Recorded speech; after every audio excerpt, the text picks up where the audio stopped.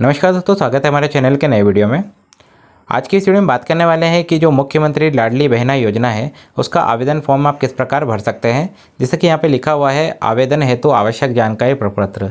तो इसमें जो है आपको आपकी जो जानकारी है वो आपको किस प्रकार भरना है। तो चलिए वीडियो को शुरू करते हैं। सबसे पहले जो है आवेदिका का समग्र आई जो है वो आपको यहाँ पर आपका एंटर करना है। तो यहाँ पर जो है आपको आपका जो समग्र आई है 9 अंकों का वो आपको यहाँ पर एंटर करना है। उसके बाद जो है आधार नंबर जो है आपका वो आपको यहाँ पे आपका आधार नंबर जो है वो आपको एंटर कर लेना है। तो यहाँ पे जो है आपको आपका आधार नंबर जो है वो आपको एंटर करना है। उसके बाद जो है आपको आवेदिका का नाम, तो यहाँ पे जो है आपको आपका जो नाम है वो आपको यहाँ पे एंटर कर लेना है। उसके बाद जो है आवेदिका का पति और पिता का नाम, तो आपका पति का नाम जो है आपको यहाँ पे एंटर करना है। देन आपको जो है जन्म तारीख जो है आपकी जो भी आपके आधार कार्ड पे उपलब्ध है वो आपको जन्म तारीख यहाँ पे लिख देना है। उसके बाद जो है आवेदिका का पता, तो आपका जो भी एड्रेस है वो आपका एड्रेस जो है आपको यहाँ पे लिखना है। आपका जो शहर है वो आपको यहाँ पे लिखना है और जो भी आपका ज़िला है वो आपको यहाँ पे लिखना है। और आपका जो एरिया का जो पिन कोड आता है वो आपको यहाँ पे लिखना है। यदि आपको आपका पिन कोड नहीं पता है तो आप आपके आधार कार्ड पे देख सकते हैं, आपको पीछे की साइड में जो है आपके एरिया का पिन कोड यहाँ पे मिल जाएगा। उसके बाद जो है आपको मोबाइल नंबर यहाँ पे एंटर करना है। तो जैसे कि यहाँ पे लिखा है आवेदिका का मोबाइल, तो आपको जो है आपका 10 अंकों का जो मोबाइल नंबर है वो आपको यहाँ पे एंटर करना है। तो इसमें जो है आपको आपका स्वयं का ही मोबाइल नंबर एंटर करना है।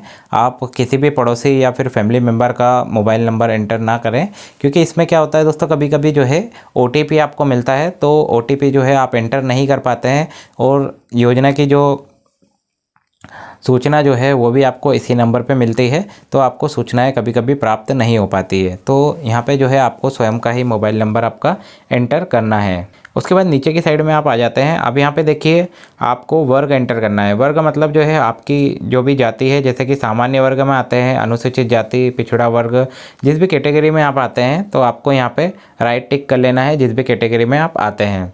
उसके बाद जो है क्या सामाजिक न्याय विभाग की पेंशन आप प्राप्त कर रहे हैं। तो यदि आप सामाजिक न्याय विभाग की किसी प्रकार की कोई पेंशन आप प्राप्त कर रहे हैं, यदि प्राप्त कर रहे हैं तो यहाँ पे क्लिक कीजिएगा और यदि नहीं कर रहे हैं तो नहीं पे राइट टिक लगा दीजिएगा।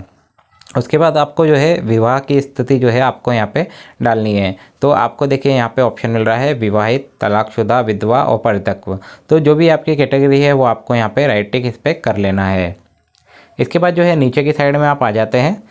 तो देखिए यहाँ पे नीचे की साइड में आप आते हैं तो आवेदक द्वारा की गई घोषणा, तो यहाँ पे आप देख सकते हैं आपको यहाँ पे जो है जो भी आपने घोषणा की है, जैसे कि जो पात्रता की श्रेणी है, यदि आपको आप पात्रता की श्रेणी नहीं पता है कि आप पात्रता के क्या क्या पॉइंट है तो आप हमारी पिछली वीडियो देख सकते हैं जिसका लिंक आपको डिस्क्रिप्शन बॉक्स में मिल जाएगा और आई बटन पे भी आप जो है यहाँ पे क्लिक करके देख सकते हैं।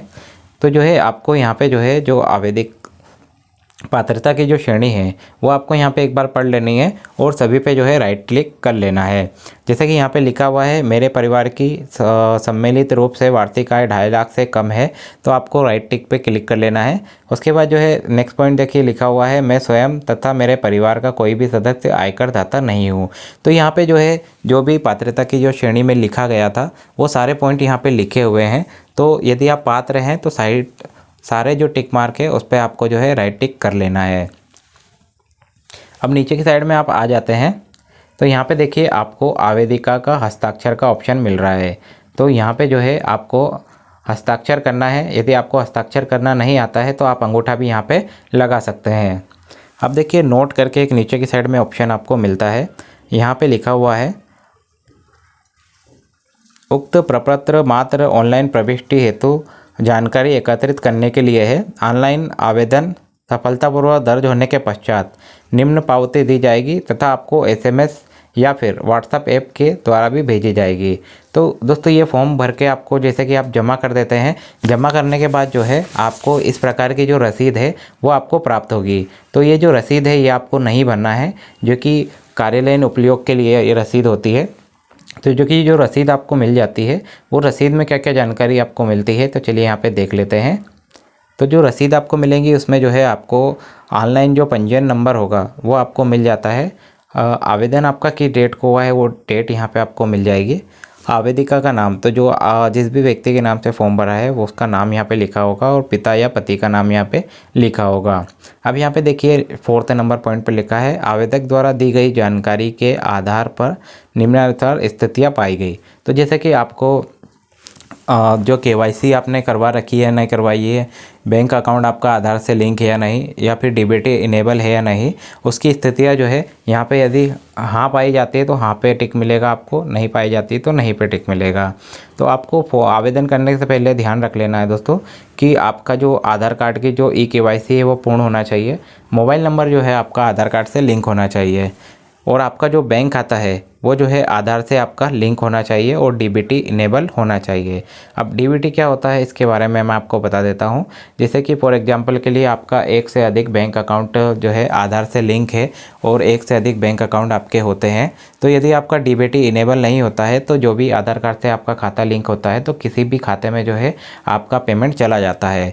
तो यदि आपका खाता डीबीटी लिंक होता है तो जो भी डीबीटी से आपका खाता इनेबल होता है तो उसी खाते में जो गवर्नमेंट का जो पेमेंट होता है वो आपको मिलता है। तो आपको जो है डीबीटी यदि आपका इनेबल नहीं है तो आपको इनेबल करवा लेना है। अब नीचे की साइड में आप आ जाते हैं, नीचे की साइड में भी कुछ जो है पॉइंट आपको दिए गए हैं। जो पॉइंट यहाँ पे दिए गए हैं देखिए, उक्त कार्यवाही पूर्ण होने जाने पर पात्रता होने पर आपको राशि प्राप्त होगी। इट मीन जो है यदि आपने फॉर्म भर दिया है तो इसका मतलब ये नहीं होता है कि आपके खाते में राशि आ ही जाएगी, यदि आप पात्र होंगे तो ही आपके खाते में जो है राशि आपको प्राप्त होगी।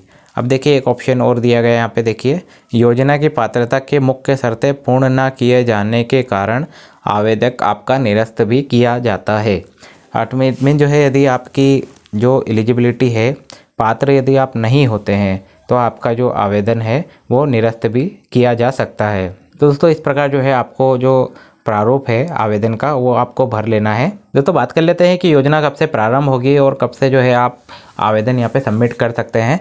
तो देखिए यहाँ पे लिखा हुआ है योजना का जो शुभारंभ है 5 मार्च 2023 से हो जाएगा और आवेदन प्राप्ति का जो प्रारंभ है वो 15 मार्च 2023 से हो जाता है। आवेदन प्राप्त करने की जो अंतिम तिथि है वो 30 अप्रैल 2023 तक जो है आप आपका आवेदन कर सकते हैं। अंतिम सूची जो जारी होगी वो 1 मई 2023 को जारी होगी। यदि अंतिम सूची में प्राप्त आपत्तियों की अवधि जो रहेगी 1 मई से 15 मई 2023 तक जो है आपत्ति आप दर्ज कर सकते हैं। आपत्ति निराकरण हेतु अवधि जो रहेगी वो आपकी होगी 16 मई से 30 मई 2023 तक। उसके बाद जो है अंतिम सूची जारी करने की जो दिनांक है आपकी 31 मई 2023 तक रहेगी। राशि अंतरण का दिनांक जो है 10 जून 2023 तक। तो जो भी पात्र महिलाएं हैं उनके खाते में जो राशि है 10 जून 2023 तक जो है डाल दी जाएगी। आगामी माहों में भुगतान की जो नियत तिथि, तो प्रत्येक माह की जो 10 तारीख होगी 10 तारीख को जो है आपके खाते में यहाँ पे भुगतान किया जाएगा। अब जैसे कि यहाँ पे 5वें नंबर पे पॉइंट दिया गया है अंतिम सूची पर प्राप्त आपत्तियों का अवधि।